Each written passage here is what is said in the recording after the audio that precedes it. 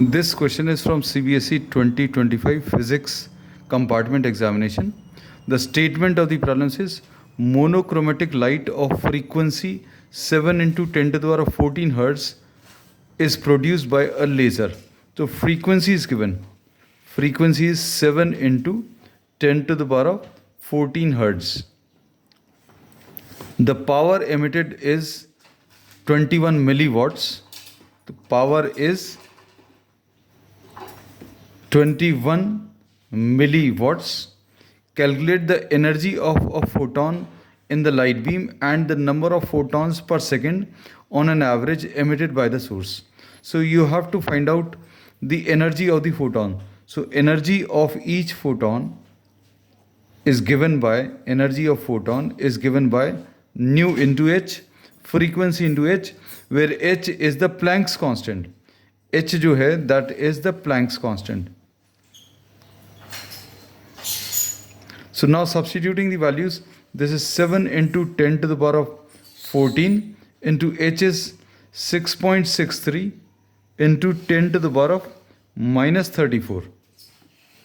अब इसको अगर आप हम सिंप्लीफाई करें 10 के powers 10 to the power of 14 minus 34 आएगा और यहाँ पर 7 3s are 21, 2 carry over, 7 6 are 42 and 2 is 44, 4 carry over, 7 6 are 42 and 4 is 46, so 46.41 into, so this is 46.41 into 10 to the power of minus 20 joules. So this is energy of each photon.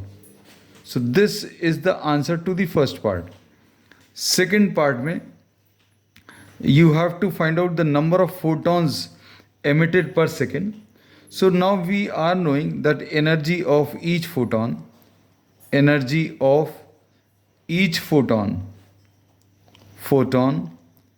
is 46.41 into 10 to the power of minus 20 joules. And suppose the number of photons जो अभी हमें निकालना है, suppose the number of photons per second is n. So the total energy, एक photon की energy इतनी है और एक सेकंड में n photons निकल रहे हैं. So the total energy emitted per second will be equal to energy of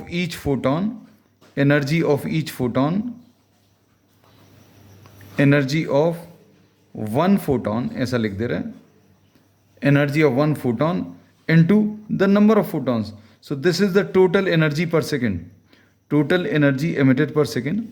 Energy of one photon is 46.41 into 10 to the power of minus 20 into n, the number of photons. So this is the total energy emitted per second.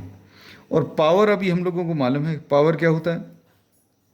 This is work divided by time or the energy emitted per second. हम लोगों ने time यहाँ पर 1 second लिया है. अब यहाँ पर एनर्जी जो है that is 46.41 into 10 to the power of minus 20 into n divided by the time is, since we have calculated, we are doing the calculations for 1 second, so this is 1 second. और power अभी हम लोगों को दिया हुआ है, power is 21 मिलीवॉट्स. तो power को 21 अपॉन 1000 लिख लिया और ये 46.41 को हम लोग 46.41 into 10 to the power of minus 20 into n. तो n हम लोग कैलकुलेट कर सकते हैं. n विल बी, n अगर कैलकुलेट करना है तो 21 अपॉन 1000 और नीचे क्या है 46.41. तो 46.41 ये नंबर कैसे आया था?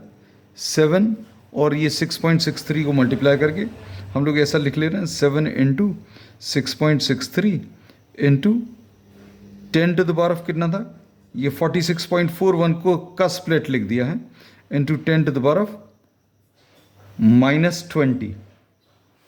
अब ये इसलिए ऐसा किया क्योंकि ये इसमें कैंसिल हो जाएगा 3 टाइम्स, 3 यहाँ पर कैंसिल हो जाएगा कितने टाइम्स, 2.21।